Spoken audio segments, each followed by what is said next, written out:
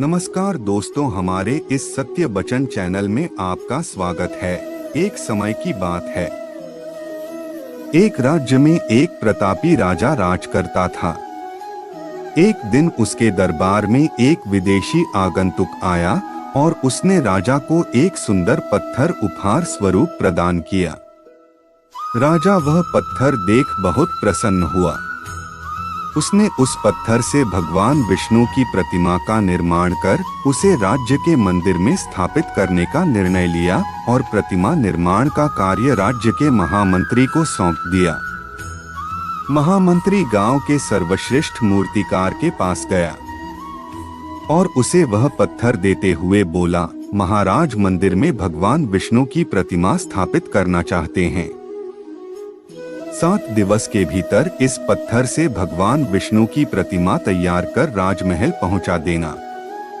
इसके लिए तुम्हें 50 स्वर्ण मुद्राएं दी जाएंगी। 50 स्वर्ण मुद्राओं की बात सुनकर मूर्तिकार खुश हो गया और महामंत्री के जाने के उपरांत प्रतिमा का निर्माण कार्य प्रारंभ करने के उद्देश्य से अपने औजार निकाल लिए।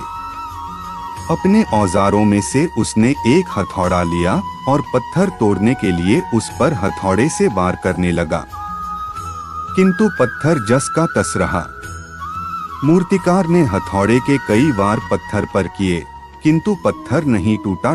50 बार प्रयास करने के उपरांत मूर्तिकार ने अंतिम बार प्रयास करने के उद्देश्य से हथौड़ा उठाया, किंतु यह सोचकर हथौड़े पर प्रहार करने के पूर्व ही उसने हाथ खींच लिया कि जब 50 बार वार करने से पत्थर नहीं टूटा तो अब क्या टूटेगा। वह पत्थर लेकर वापस महामंत्री के पास गया और उसे यह कह वापस कर आया कि इस पत्थर को तोड़ना नामुमकिन है, इसलिए इससे भगवान विष्णु की प्रतिमा नहीं बन सकती है। महामंत्री को राजा का आदेश हर स्थिति में पूर्ण करना था, इसलिए उसने भगवान विष्णु की प्रतिमा निर्मित करने का कार्य गांव के एक साधारण से मूर्तिकार को सौंप दिया। पत्थर लेकर मूर्तिकार ने महामंत्री के सामने ही उस पर हथौड़े से प्रहार किया और वह पत्थर एक बार में ही टूट गया। पत्थर टूटने के बाद मूर्तिकार प्रतिमा बनाने में जुट गया। इधर महामंत्री सोचने लगा कि काश पहले मूर्तिकार ने एक अंतिम प्रयास और किया होता तो सफल हो गया होता और 50 स्वर्ण मुद्राओं का हकदार बनता। सीख मित्रों, हम भी अपने जीवन में ऐसी परिस्थितियों से दो चार होते रहते हैं।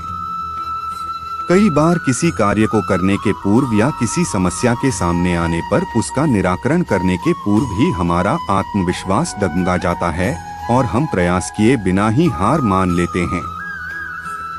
कई बार हम 1-2 प्रयास में असफलता मिलने पर आगे प्रयास करना छोड़ देते हैं, जबकि हो सकता है कि कुछ प्रयास और करने पर कार्य पूर्ण हो जाता या समस्या का समाधान हो जाता। यदि जीवन में सफलता प्राप्त करनी है तो बार बार असफल होने पर भी तब तक प्रयास करना नहीं छोड़ना चाहिए जब तक सफलता नहीं मिल जाती। क्या पता जिस प्रयास को करने के पूर्व हम हाथ खींच ले वही हमारा अंतिम प्रयास हो और उसमें हमें कामयाबी प्राप्त हो जाए।